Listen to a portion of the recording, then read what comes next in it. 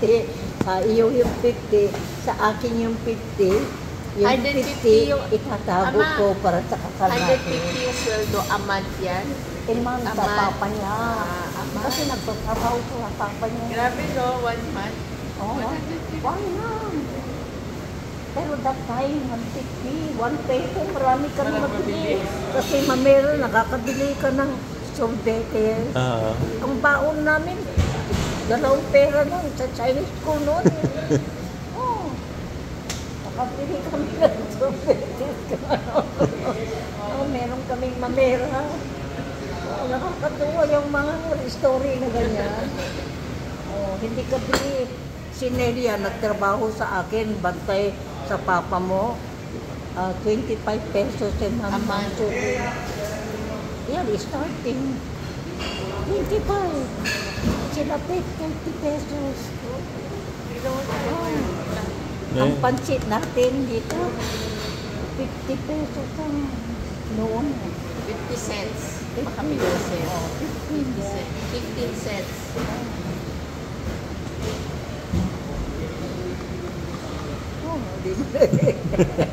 Kaya kayo, kailangan mag-ipon. Ang hirap talaga ang tao, walang pera. Oo yan. Kung ipon-ipon kayo, emergency kayo. Kaya si Yaya mo, pagka dumating sa mga pera, hindi siya nakikialam sa akin sa business. Alam niya, hindi ako basta-basta. At hindi ako basta-basta namimili. Once na nabili ko na, nagustuhan ko na, ando na yan. Hindi ako yun, mamaya palit. Tingnan mo yung mga furniture ko, noon pa yan, hanggang ngayon, andyan na. Kaya preserve it, hindi ko, ayaw ko nasisira, ayaw ko tinatapon. Kasi maano siya maano sa magaan sa buhay ko ba. Sentimental. Kaya nga, walang kwenta yung bungka ka ng bungka, no, it's not. Pero wag naman yung marumi, yung mga ganyan. Keep it clean,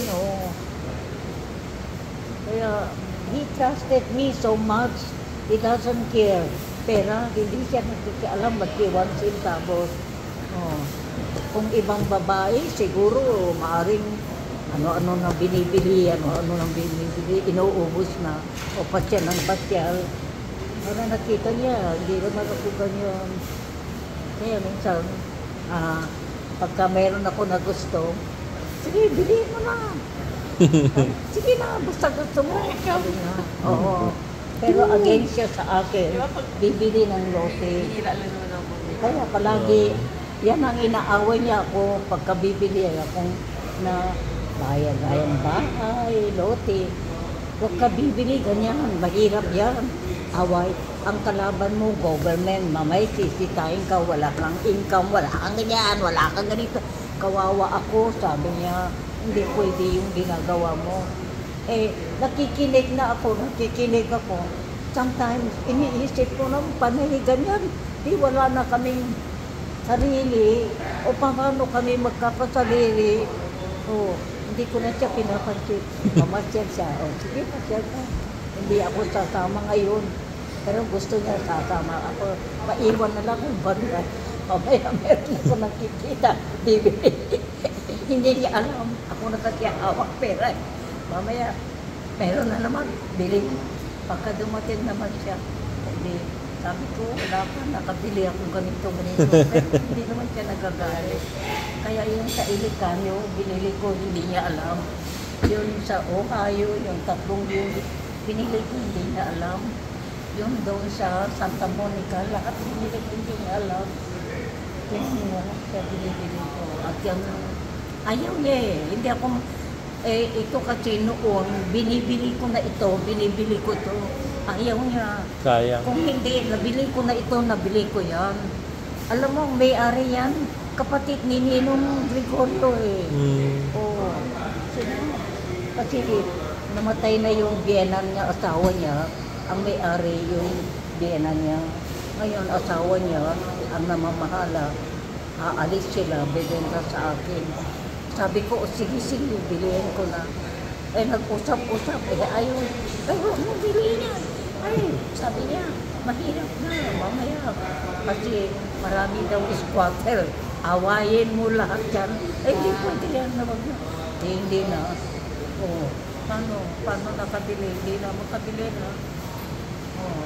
Sa Green Hills, binili ko. Hindi niya rin gusto, pero bandang huli, okay na. Sabi ko, bilhin na lang natin kasi mag-aaral mga bata, pagka-oras. Magpatayo na tayong bahay. Ganyan na nga, story. Pero kung talaga hindi, ang dami kong opportunity, ay talaga, ayun, iniisip mo, yun sa nanay lola ko, sa Baguio naman, diligan na hinang ko, may-ari. Sabi, Leyin, bueno, voy a Okina, Bopala, voy a Okina, hinang ko, Bukianite. Sabi ko, Abochia, voy a Okina. Sabi niya, sige, pili ka, sabi niya. Sabi niya kay Isidro, sige, papili mo, anong gusto niya, bigay mo na lahat, sabi niya. Anong binigay sa akin. Wala naman bahay, puro pine tree. Bago ang tata, sabi ko, nahiya naman ako sa ninang ko.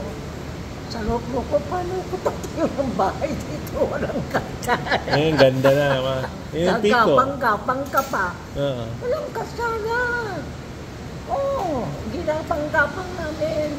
Puro malalaking puno. Eh, nahiya naman ako. Sige, o sige, kami mabab. Mabab. O sige, ito na lang dito. Ito na lang dito. Ito naman nanay ko. Sabi, anak, kung bibili ka, isama mo na rin ako, bibili na rin ako. Sabi, kaya yung voting-loting namin, nag-ano kay mama ko. Actually, yan na, alam, bigay na hinang ko sa akin, 40 pesos per year. 10 years to pay pa. Wow. Sana may ganun pa. Oo. Utang. Kaya bakit? Kaya ngayon, lumaki kayo, tumanda, hindi ka ba nagtataka? Paano binili ng lola ko yan? Oo. Ano? Eh, ang laki-laki. Marami nagugulat. Ang laki-laki naman itong binili mo. Paano yun na yun? Pero hindi niya alam. Ang ninang ko, mahal niya ako. Kaya kasi yung ninang ko, actually, I don't know her. Meron kaming lunching restaurant. Pagkano kumakain sila sa amin. Yung mga St. Stephen, yung mga teacher, kumakain sa amin. Ayun, sabi yung mga isang kaibigan, kasi ang ninang ko, nakita niya ako, kaya mahal na mahal niya ako. Kaya nasabi niya, oh, mahal na mahal mo itong bata na yan, kasi cute kami noon eh. Oh, gawain mo ng inaanak mo na lang. Make her a godmother, a goddaughter. And right away, ginawa niya ako siyang ninang. Yeah. Sa mismo restaurant namin. Ngayon, nung nag-aaral ako, magka-high school na ako sa Baguio, hanggang elementary lang. Sabi niya, high school ka na, punta ka Manila. Sa amin ka natitira, doon ka na mag-aaral. Sabi niya. Kaya ang mga anak ng ninang ko, St. Stephen, kaya ako pinasok niya St. Stephen. Kasama ko yung mga anak niyang babae, 2. Yun ang kasamay ko matulog. Mga parang pareho kami ganyan, teenager. Hanggang huli, yan yan. Nag-asawa na si Auntie Belen, si Yeye mo, pumupunta na doon, dumadalaw sa akin. Pupunta siya, pala, may gusto sa akin. Sabi ko ba, ginadalaw ko dito. Sa Manila, ma? Si Manila? Yeye mo. Sa Manila? Sa Manila. Kasi, malapit na magkasal si Auntie Belen mo at si Choy. Nung nalaman niya, nasa Maynila ako. Eh, palagi siya sa Maynila, kasama ang papa niya, dinadalaw niya ako. Minsan, nadala niya ako candy, kung ano na. Pero, alam mo naman ako, bata isip eh. Hindi ko naman siya, exact na liligawin ako eh. masasabi ko, bakit ano, kailangan po. Sasabihin ko. Bata na kaya mo, 13 years Galit old, na di ba? galit siya. Oo. Ah, Ilan years old? 13? I'm only 14, 15. 14. Anong gagawin ko sa kanya? Oh, hindi naman marunong naligaw yung mga ganyan eh. Laro lang eh. Gusto ko ng basketball. Oh, kasama ko si Auntie Alice mo.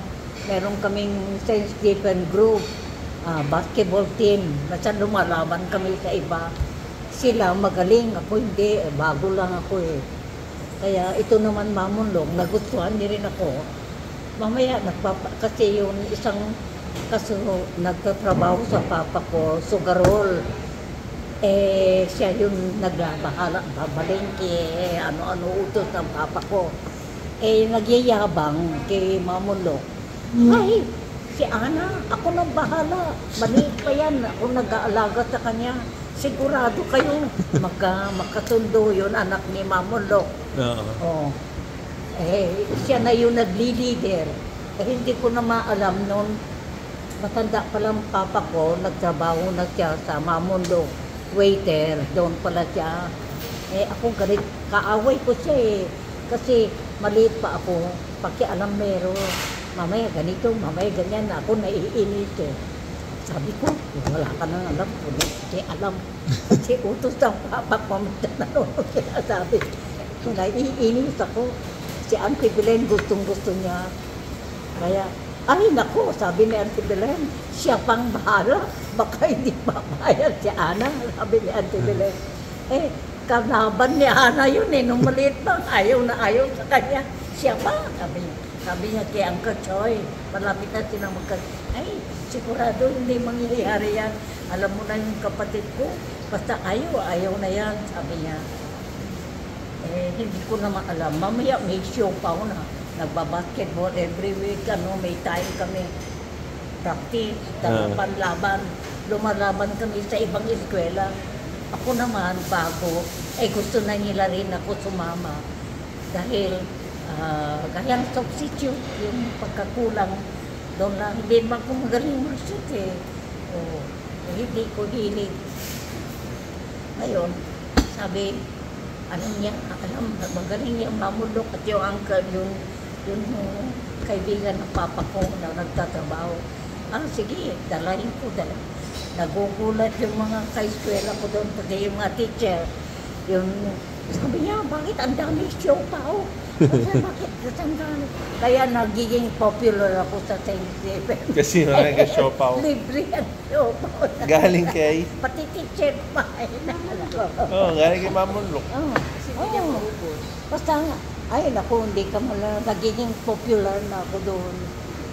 Kaya yung teacher nagturo sa Baguio, yun ang teacher ko noon eh. Yung principal ninyo sa Song Lauser, yan ang sport teacher ko eh. Kaya sinabi mo, Tandy, hindi ako, kilala na ako.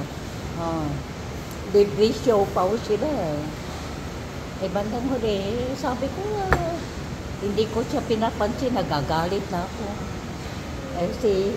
Si Ayeye mo naman, alam niya na nag-aaral ako, yung show pa, dinadala ng Mamulok. Kasi si Auntie Belen mo, sister-in-law niya eh. Lahat ng nangyayari, alam ng kapatid ko, aabutin sa kanya. Kaya lahat alam niya, alam ng yeye mo, nakikinig sa views niya. Kaya ngayon sige, sabi naman yung kuya niya, Uncle Choy, hindi ka pa mabilis, wala na. Wala na yan. Ang dami nagliligaw. Bilisan mo. Kaya papunta na siya dalhin. Mami, dala-dalain. Ako naman, hindi ko alam. Hanggang nagkasal na si Auntie Belen, siya ang best man, ako ang bridesmaid. Yan, dyan. Nagiging kayang malapit-lapit na siya sa akin. Pagkatapos, ito naman si Mrs. Gregorio, siyang ninang yata, kaibigan niya si Mr. Puying at si Uncle Choy, dahil siya, ang Gregorio, tinulungan ni si Uncle Choy doon sa mga sini niya, sa mga electronic, yung mga ganyan. Malaking tulong ni Uncle, ni Ninong sa kanya. Lahat, gabi-gabi, tinitingnan. Ngayon, ayun lang sabi na Ninang, Ay, naku. Ang ganda-ganda pala yan. Bridesmaid. Sabi ko, hina-hina mo. Dali-dalian mo, ligawin na. Sabi na. Hindi ko alam. Sila rin ang nag-story sa akin. Hindi ko naman narinig yun. Kinikwento na lang niya sa akin. Paano sabi niya, ma? Pagkatapos siguro, hindi na niya ako iniwanan yung buong papel na yan. Di ba may party, may sayaw, hindi naman ako magaling magsayaw. Kinis ka niya nun. Sasayaw din ako, sasayaw din. Hindi pwede kiss. Pwede na kiss, di ba? Hindi, hold hands lang. Hold, Hold hands lang. hold hands lang daw, ma. Di ba hindi pwede kiss? Hindi pa pwede kiss noon. Sayaw lang, Oo. kawal kanya, sayaw lang. Eh, paano ligaw? Wala, ganun lang. Hold hands. Anong kiss-kiss? Habang naman kiss-kiss na. Wala kiss-kiss noon. Di ba gano'n, would you be my girlfriend? Wala, holding hands lang. Katapos uwi na ako Manila, nag-aaral na. Sila naiwan na, bahala na sila. Yun. Mamaya, sulat na sulat. Sulat. Ayun na, walang tigil sulat. Sulat. Ayun na. Parang tayo rin yung business. Ay, sabi, mahirap eh. Masyadong siloso. Hindi ka makapagkwento sa ibang tao. Kasi ako naman sa Chinese school, hindi naman mayamang. Eh palagi siya nagsiselos. Sakto lang. Ang kasama mo, alam mo, ang kasama ko sa Baguio, ang Chinese na babae sa Baguio, Buong City, walang marunong Chinese na letter yung nagsusulat. Puro, kasi no read, no write, karamihan eh. Kayang nanay ko, nanay ni Auntie Evelyn, lahat sila matatanda. They don't read, they don't write, they don't go to school. Diba? Ngayon, ang only babae in Baguio, yun ito na nga si Leong Nang, mama ni Henry, at tatay niya, pinsan ni Uncle Leong, yan. Yung asawa niya, inasawa niya, kasi may konting kaya yung lalaki, taga Baguio, inasawa niya yung babae. Eh, I think she's from Hong Kong. Eh, educated yung English, marunong Kaya nung pumunta sa Philippines, andito siya, ang business niya, mining. Mining sila, yung sa bundok, sila yung mga stockholder doon, mining. Itong babae na yan, mahal na mahal niya ako. Kaya pareho niya ginagawa akong anak. Eh, nung naghahanap ng arena, siya ang may gusto sa akin na represent Chinese community. Magiging beauty contest, ganyan. Eh, ayaw namin dahil hindi naman kami marunong. Bata kami. Ito babae na yan, asawa ni Mrs. Leong Nang. Siya palaging kasama yung mga mayor, kasi English speaking siya, mga sikat na government official. Sabi niya, huwag kang mag-alala sa mama ko. Sabi niya, ako nang bahala. Siya nagtulong sa akin hanggang natapos. Yun yung nang na yan. Kasi dito ang Pines, ang restaurant namin, ang business nila, di ba, seasonal pa baba, ang business nila dito, sa lampas ng Pines Theater, mga malapit bago doon ang hardware nila, yan ang office nila. Mayaman sila, mga mayayamang sila. Pero itong babae, hindi, yung mga sister-in-law niya, mga mayayabang.